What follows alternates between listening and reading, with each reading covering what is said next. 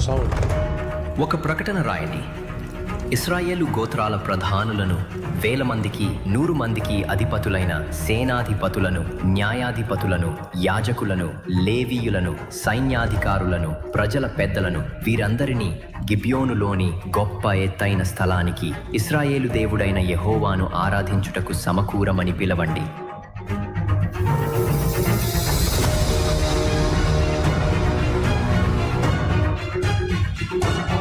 అందరూ వెళ్ళండి, దేశమంతా చాటించండి.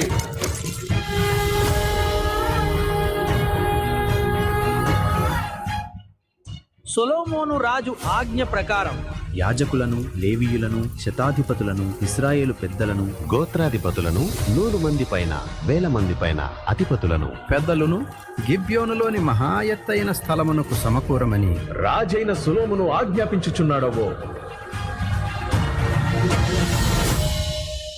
ఇశ్రాయేలు నలుమూలల నుండి ప్రజలు గిబియోను పర్వతము యొద్దకు బయలుదేరారు. కుటుంబ సమేతంగా పల్లెలు, ప్రాంతాలు, పట్టణాలు, సేవకులు, లేవీయులు, జ్ఞానులు, న్యాయాధిపతులు, సైన్యాధిపతులు, సైన్యం, సామాన్యులు,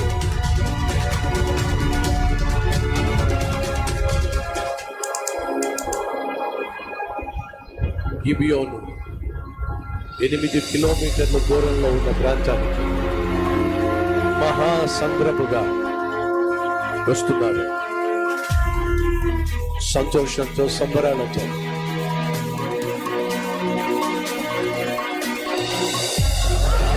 ఒక్కసారి ఊహించండి ఆ జనాన్ని, ఏ విధంగా సొలొమోను ప్రజలందరినీ దేవుని సన్నిధికి తీసుకొచ్చారు.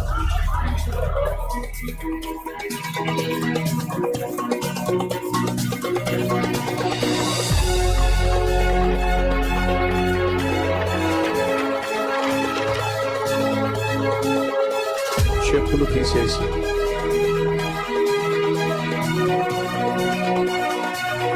దేవుని సన్నిధికి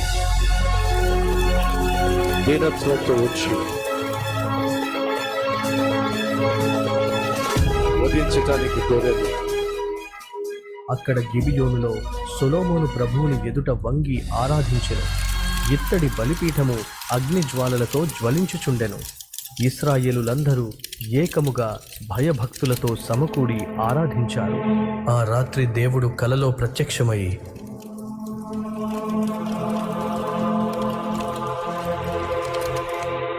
నీకు ఏమి కావాలో అడుగు.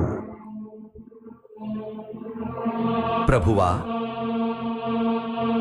నీవు నన్ను నా తండ్రి దావీదు స్థానంలో రాజుగా చేశావు. నేను బాలుడి వలనే ఉన్నాను.